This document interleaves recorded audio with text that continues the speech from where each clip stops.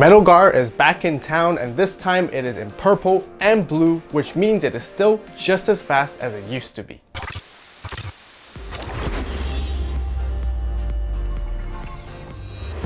Okay, so for our first game of EX5 here, we're going to be playing on the DCGO simulator. Huge shout outs to Huang and his team. Just a friendly reminder that this is an entirely free program. There's no money made whatsoever, and it's also a work in progress. So if you guys want to learn more, definitely check out. Details will be left in the description box down below. But yes, let's go straight into the game here. We're playing against Anubis, which is one of the stronger, really hyped decks of the format as well. Same for MetalGar, really strong deck too at the same time. And yeah, you guys might have saw in the opening hand, we definitely decided to keep it. We have like a line that we can sort of climb into. We're finding a lot of our lower end pieces right off the bat. When you're playing MetalGar, what you really want to be doing is sort of building your stack, which is very similar to the blue build back in the day when you guys remember in BT9. But when it comes to this one, there's a lot more draw and cycling power, so you can find your other pieces as you go, and you want to prioritize that as much as possible. So then potentially, eventually, you can also go for like a really powerful, like multiple swing combo turn, or even OTK your opponents at times. So here, this is exactly what we're doing, you know? That's why we kept our hand. That's why we're digivolving. We're trying to climb through our stack as quickly as possible to find the rest of our pieces where we're missing our level 5 right here. And in the end, we did go for a purple memory boost, as you guys can see, to grab our MetalGarurumon, which can let us unsuspend quite a few times, like, you know, when attacking once per turn, which is going to be really good. Here, when the Anubis side of things, they are also just really crazy too, because they can pop off very insanely by going into this combo, into their blue mirror, trashing cards from their hand, and then they get to gain memory back through all their inheritables as well, and sort of be able to keep turns. So it's kind of a bit of a race when it comes to this matchup. It's really sort of sometimes saying who has it first, who can have it quicker, but also like both decks are just actually really strong and very quick to react into situations and can climb very quickly. But overall here, our hand looks pretty good because, you know, even if our first front stack is going to get like threatened, removed, or whatsoever, we still have a secondary one that we can build into later on, and then we can still try to attempt to go for that big swing combo, whatnot. We still have the Gabumon, we got Gabumon X, we have Garurumon, we have Cool Boy, we have a lot of search pieces, we have purple memory boost as well at the same time to give us a bit more memory to work with here. Here they notice that they know if they don't address our level 4 here, they are in threat of losing the game next turn essentially, which is how crazy this deck really is, which is why they actually have to swing in with Blue Miramon. And luckily the Blue Miramon for them also has retaliation, meaning we don't really get our battle protection with our entire Gabu and Garurumon stack. Noticing that we don't have any like bodies on our side, they decide to hard slap the Merva right here as quickly as possible. And it's actually a pretty good move because there's not a whole lot we can actually do to answer it. The Garurumon deck is actually fairly straightforward, where you have to build and raising, come out as a big stack and do all your combos. Well, we aren't able to sort of really build outside in the battle area and answer this board as effectively as other decks can. So we kind of just end off climbing straight to our level 5 here. We're going to forego quite a bit of our like draw and cycle effects of when digivolving, which is kind of unfortunate, but it is what it is. We kind of need to get there quickly. We can't slow down either. By dropping down the Psychmon is also a pretty good counter against Anubis generally, because it prevents them from reducing play costs, which Anubis is actually what it does when it comes to playing stuff back. So we're going to sit here, we're going to be a little bit reactive and sort of see what the opponent tries to do, give them as little memory as possible, because then in the next turn we can try to attempt to swing. But even with this board setup they have blockers, they have retaliation with the Saberdramon and the Mervamon as well. It's going to be difficult to overcome too. They're going to raid into our Psychmon knowing that it's very important to get rid of it, and they're just going to continue to cycle here and draw and trash cards. Again, Blue Miramon is just that good when it comes to, you know, giving this deck so much value here and just passing us back to 1. Here we do have a choice. We could think about trying to get in there, but they have a wide range of level 4, 5, and a 6, which is going to be difficult for us to just get rid of all at the same time, because we still also need to find our top end, which we actually bottom decked in the end, unfortunately, through the search of Cool Boy. But we did manage to find the other MetalGarurumon X from EX5, so we might be able to utilize it later on as well. So we're trying to sit tight. We want to make sure we have enough memory to keep turn when we go for the top end combo right here, when we go into the MetalGar X. So it could be, you know, giving us in a much better position here. Seems like they need to find their Anubis as well at the same time. going back to the Anubis player, we're just trying to sit here and wait for the next turn and maybe go for a bigger combo, which you guys will get to see very, very soon. But also, we have really good follow-up afterwards. We have a Omnimon X in hand. We can potentially like clear even more board if we really need to. We can try to clear multiple things. And that's what MetalGar actually does pretty decent, right? Like this deck can actually remove quite a number of Digimon on the opponent's board from level 5 to something that's like their lowest level, and then bounce something back to their hand as well, if especially we have the other MetalGar X, the blue one from BT9 too. So we have quite a few options. They are going to go for this calling play. It looks like they want to sort of like grab and search for pieces and maybe cycle back and go for like another setup, because it looks like they really need a rookie and they probably want to set up a rookie in the raising so they can go for a play here. This is going to give us a pretty decent position. They set up the wisdom. They added a ruin mode, which is going to be very problematic against this deck as well later on. So at this moment, I really feel like we have to do something. We have to push out. We have an opportunity to actually clear their board, and being able to clear their board, we can go for much aggressive plays. Now, usually when it comes to MetalGarurumon as like the level 5, especially the WereGarurumon, you want to be able to use it to swing as much as possible first, because with your level 5 swings, you can then chip away the security, you have battle protection in your inheritables as well at the same time, and then you can go for multiple attacks as you go towards your top end. But the only downside is because there's Mervamon on the board, they have blocker, they also have the blue Meramon, it has blocker and retaliation. It forces us to have to get rid of their bodies first on the board before being able to attack, meaning that we kind of have to forgo and skip those attacks, which is a little bit of a feels bad moment for this particular deck, but we have enough memory. So what I want to do here is I'm going to go into X Antibody, like put it underneath, you know, probably attack with it, and then I also can Digivolve into MetalGar X. Honestly, the X Antibody option doesn't really necessarily need to be here, but I did have plans to potentially go into like the Omni X later on. So when we go into this EX5 MetalGarurumon, this brand new one has essentially like an amplified ice wall effect, which is pretty crazy, but it has also a secondary effect which can actually delete things. So we're going to draw and trash cards first, you know, resolve those kind of effects so then we can see and plan ahead as well at the same time. Once again, when it comes to like the MetalGarurumon deck, it's always kind of a little bit challenging because you have to think about your resources based on how many cards you have in your hand. Especially in early stages, you're going to have to draw and trash and pitch away cards that you don't need at that moment, but you really want to keep sometimes too. And that kind of downside or weakness is going to reflect upon right here. We're going to get rid of that Mervamon, which is really, really good, because with MetalGar X's effect is we have to bottom deck a Digimon and we get to delete the same level. But here I realized I made a mistake, because first we do sort of go for the battle protection, but I completely forgot that I have to toss away a level 5 from my hand, and I completely forgot I thought I had one in the trash, which I should have paid more attention to, but I end up tossing away this purple memory boost. But if I tossed away the WereGarurumon, thinking that I really wanted to keep it, I could have popped that blue Meramon as well. And this is why at the moment I'm checking the effects, oh no, I definitely sequenced that incorrectly.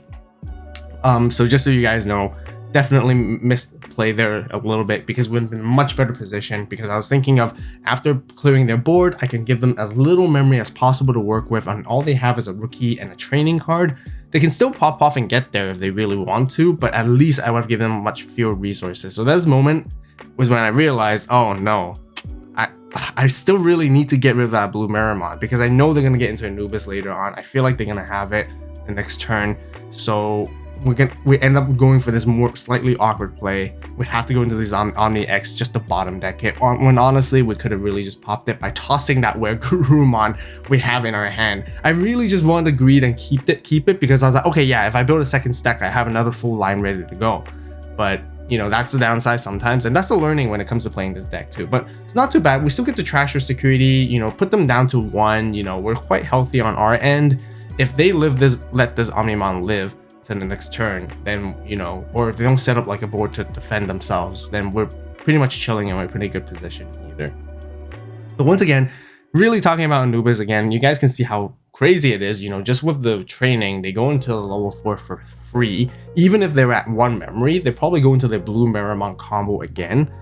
which you guys can see here, they're going to trash 2 cards, they're going to gain 2 memory back from it anyways, and they're still able to go into Anubis, and then Anubis is still going to be able to use his 1 Digivolve into Digicross into a Merva for like reduced cost as well.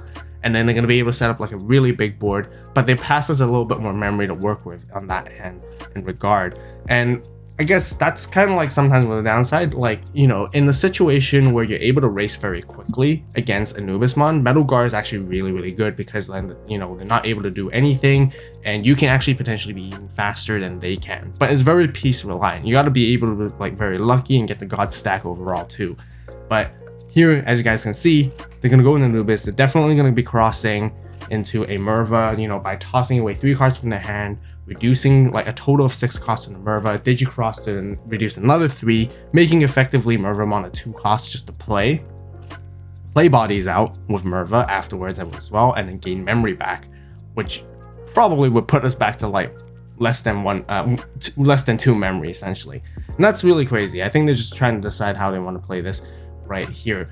But even though they get rid of this Omnimon doesn't really have protection other than battle protection.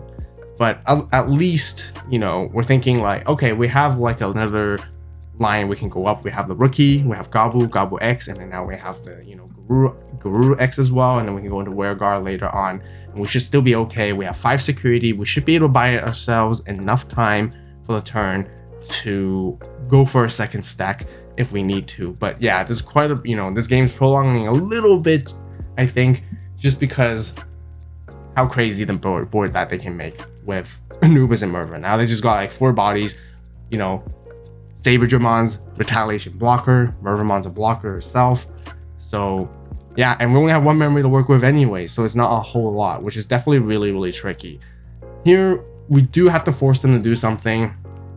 We want to utilize the Omni X to just attack, because they're just going to raid into us with Saberdramon next turn anyways. We're going to draw and cycle for more cards. We're going to use the Omni X to potentially trash another of their security, you know, put them down to 0. So then all we have to do the next follow-up plan is to basically try to finish them off and try to attack with that one last hit too.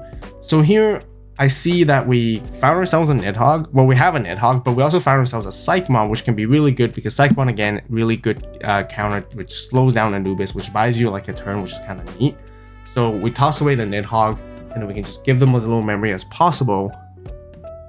So then, passing back to the next turn, we can try and hopefully potentially come out with Gabu, and then go for a really, really big combo play and cycle through many, many cards. Keep in mind, that's also another weakness of Garurumon. Like, you go into that combo once or even twice, then you start to lose resources afterwards. You really start running out of gas.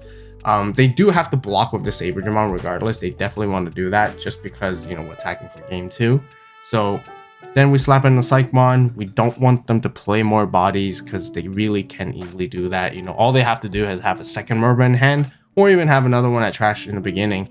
And then they get to play another Merva for effectively 2 costs, gain memory back again, which is going to be crazy, and then do all that shenanigans again. And we're just always trying to playing reactively against it, which we don't really want to be in that position because it's quite a tough position for us at the moment. We're just trying to answer and try to react to their board now, even though we're just so close. We're just one attack to get there.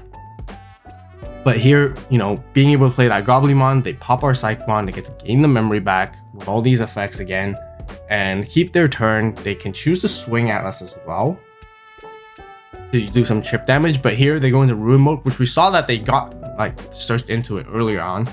And here it's just like sealing the deal, making it super difficult for us to play at this moment. So with that blanket 5k, we have no other choice. We're just gonna have to Digivolve and raising as quickly as possible and as much as possible, so then that we won't be affected by the minusing 5k in the next time around, because they, you know, next turn very likely they're gonna swing into us with the Ruin mode, delete, and then like give another minus 5k blanket on us. So we're gonna have to be able to push out with at least more than 5,000 DP. So we're gonna set up again, give them very little memory as possible to work with. But here, and then hopefully next turn we can go for those attacks. But here, you guys can see again, they have 4 bodies. Anubis is going to constantly play another Merva back. They're going to try and see, I think, if they have another one. Or they can actually easily swing with the Ruin mode first into security, delete itself, and then have a Merva back in trash, even if they don't have one. But it looks like they have one anyways from their hand, which, you know, the deck is so consistent that they can easily build a board like this, which is always really crazy. But we're going to try our best here. We're so close. We're so close.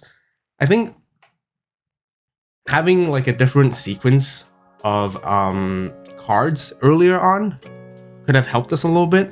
I think we had to slow down a little bit because of a turn, because of that we didn't get to see our MetalGarurumon ace as early as we could, even though this deck cycles very, very quickly. But now again, you guys can see how insane their board is. They can basically just finish us off here. You know, everything on the board is live to attack. None of them have Summoning Sickness because of Mervamon's effect. It gives them rush. They're gonna go for that Rune Mode here play, swing into us, delete itself, recover one, and then minus 5k onto our board. And yeah, they can just easily swing out and win essentially, which is no problem. We don't really have any much bombs in this deck generally to really protect ourselves. And even if they run into like an X Antibody option, you know, it's not going to do too much either.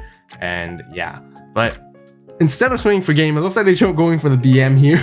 I mean, during the time we were playing against this matchup, we're just like, you know, just trying to be funny and just say, hey, let's try to Rune Mode blanket 10k on them so that they can't come out. And at this moment, it just really seals the deal on us. I think it's just very tough. We can, you know, we move out. Yep, it's gone. Minus blanket 10k, right? There's absolutely nothing we can do left here, which is really, really unfortunate because we're really, really close. But yeah, you see, we slapped down the Metal Gar. We got minus 10k as well, so we're down to 1k. Now back to them, and yeah, you guys can pretty much see that all they have to do is basically just swing to us for game. So it's really, really, really close. Like crazy Anubis that they can actually, like, you know, turn this around from early. But also if we have the early swings with our level 5, we could definitely easily have you know, taken them down very quickly as well though. Wave 2 is here. We got 2 new products. You guys love the first series Cyberzone so much, we decided to make some new color variations just for you. We also have a brand new design for the winter season, where we have our second series, Winter Zero. And this time, it comes with different colorways right off the bat. The new drops are now live on the AVAULT store right away for pre-order, so be sure to check it out. Both new drops have single and 2-player versions as well. Okay, so for game 2, we're going to be playing against Fanglongmong, 4 Sovereigns, and the Deva deck, which is also a really cool new EX5 deck to come out. So with our opening hand, you guys might have saw, we just decided to keep it because we see a full line that we can easily climb up and cycle through. We are going first, which is totally fine as well. But, you know, draw and cycle cards, climbing through your stack is your main priority, even though you don't not find like your searching cards, like, you know, Purple Memory Boost or even Wisdom Training. As long as you see your stack, you're good to go. You really want to see, you know, Garurumon plus a Garuru X, because it'll give you that draw 3, trash 2 potential, which is really, really good. And the sooner you get into it, the better it is for you, and the, you know, greater momentum you can establish. So you guys can see when it came to my turn, I immediately just promoted, you know, and continued and just cycled as many cards as quickly as possible. The only thing I'm personally looking for at this particular moment is it would be nice to see a rookie. If I see a rookie, then I can build a second stack afterwards and I'll be fine. You know, building outside won't be much of a hassle, and we'll just put them back to 1 memory by having this Garurumon ready on the board. And if they don't answer this particularly now as well, we can go for some really crazy attack combos like all of a sudden out of nowhere. So we're pretty much set up, because then we have like the full line of combo. You guys can see like Wergar X, we have Metal Gar X as well to follow up, which is really, really good, which is why they actually did a really cool play here, like decent smart play to hard play a Zulong and bounce our level 5 back up, forcing us to rebuild all over again from scratch. And that's what the Deva deck is really all about. It's very responsive. It has a lot of tools. It can, you know, do a lot of different things in different situations, but we're just going to build all the way in the back here and do it all over again. Now, when it comes to this matchup, there's also a little bit of like, not like a downside to it, but when you play against Fanglongmong, the tricky thing is that you can't also just swing with your level 5s without thinking twice, just because they do play a handful of 4 Sovereigns that are level 6s and they're aces.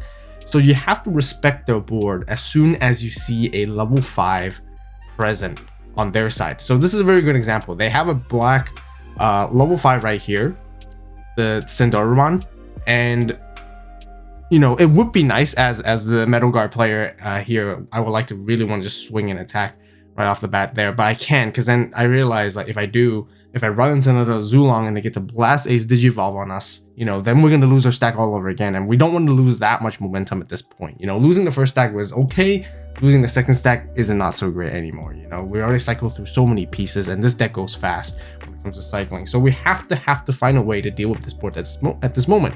We have the resources to do so. Thanks to us being able to cycle earlier on, we're able to find these pieces to help us combat this current situation. So what we're going to do is, you know, again, usually we really wanted to swing with the WereGuard before going to WereGuard X, but we're gonna have to forcefully go into MetalGar X here. And thankfully, we need to go into that WereGuard X because it needs to be a blue Digimon for us to Digivolve into this MetalGar X, the BT9 one. Good old Handy, still really strong card, really good for the deck. And you guys can see we bounced to level 5, so we stopped them from Blast Digivolving. And then we swing again and trying to make as much damage as possible while cycling through our cards, also trashing cards from our hand to unsuspend, so then we can make multiple attacks, and at the same time we can go into this Omni X a little bit early, which is totally fine because we can clear this board. Being able to go get rid of that AVAULT can be very beneficial for us as well, just because we bottom deck it, so it doesn't act as any resource for them later on, but also we can, you know, check out their security and do some like early damage. That's what I was trying to think to do, you know, after like chipping them multiple times. But here again, we're just choosing on what cards to discard, and then we can finally use the X Antibody when attacking, going into Omni X here. Paying the 5 memory is fine because we're going to be bottom decking their Zulong. Ace Overflow gives us the 4 memory back. Get to look at their security as well, which is going to be really good. Bottom decking the X Antibody, and their security is nothing that scary at all for us, so we're chilling on that part side as well. And they're only down to 1, and all we have to do is just give them as little memory as possible to work with, and we're sitting in a pretty good spot essentially.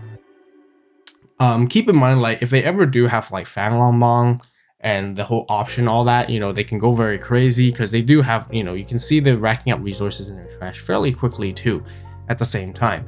But here, other than that, seems like they can only just play more like level 5 bodies, which is still pretty good for them because we don't actually have a direct answer on these anymore. We kind of exhausted most of our answers on it during this time already, so all we can really do is just build a second stack and try to do that whole thing all over again before they get to us. But it can be dangerous too because they have 2 bodies on the board. They have 1 other body in raising as well, ready to sort of like come out, and the next turn they can just surprise attack us and do like an explosive amount of damage if, you know, we don't respect it too. So we're gonna force and try to attack with Omni X here because again we get to utilize its effects to trash our security, and we can threaten to go for a lethal swing here as well. And knowing that they have Sindarumon inheritable does give like blocker as well, so they're gonna potentially want to try to Blast Digivolve and block this attack, which we can kind of see it coming. Sometimes it gets like, at first when you face a Fanlongmon deck or Force Sovereign's deck, it's kind of surprising because it feels like they have a lot of like crazy traps. But once you understand the concept is that, you know, everything revolves on having a level 5 on their side of the board, sitting and waiting, and then they're just going to Blast Digivolve into any of the 4 different Sovereigns out there. And of course, again, they just have to block it here with Zulong, but pretty smart on them as well. You know, they're going to have to pay a lot of memory though, even with Overflow, but they did get rid of our Omnimon here, which they have to. They don't have any other choices. So here, we're just going to see what we want to do next. And ideally, we're just going to Digivolve into our stack as well at the back, sit in the raising, and then get ready to go. You can argue maybe we should have played like Purple Memory Boost instead. And then with Purple Memory Boost, we can like, you know, gain memory the next turn instead of like Digivolving into our 6, like showing it to the opponent here outright as well. But from my experience playing against some Fanlongmon decks or some David decks, you know, some of them play Floodgate Rookies, and the Floodgate Rookies that most commonly seen are also like the Memory Floodgate Rookies, such as Modoki Betamon and such. I don't want to, you know, have them play that and then I can't gain any memory anymore, which makes it very difficult for me to play. So that's why I decided to like strategically Digivolve even into my MetalGar here, because I can potentially pop their things once I attack later on, which can be crazy. And yeah, that's it. You know, they hard slam another level 5. They give us a lot of memory. It is a Mega Zoo based deck after all. That's kind of how the deck functions when giving us a lot of memory to work with. But the thing is, like, giving MetalGar a lot of memory actually isn't as useful, since because the main combos and the stack is so linear. We can just easily finish the game here. There's 2 ways. We can either just like use MetalGars to, when attacking, to delete one of their lowest level, but we can actually just clear the entire board after cycling the entire cards. because we can go into the MetalGar X again, the good old BT91, and we get to bounce absolutely everything to their hand, so they don't even get a chance to blast ace here whatsoever, because we, you know, of course use Cool Boy first as well. But yeah, because when Digivolving, return everything lowest level, and they all have the same level anyways. So all we have to do is just win and like that. Don't forget to check out the AVAULT store for some awesome merch, and if you guys want to see more gameplay videos, be sure to watch them right here, right now. As always, thank you so much for watching. You guys have a great day, great night, wherever you are. See you in the next video. It is AVAULT signing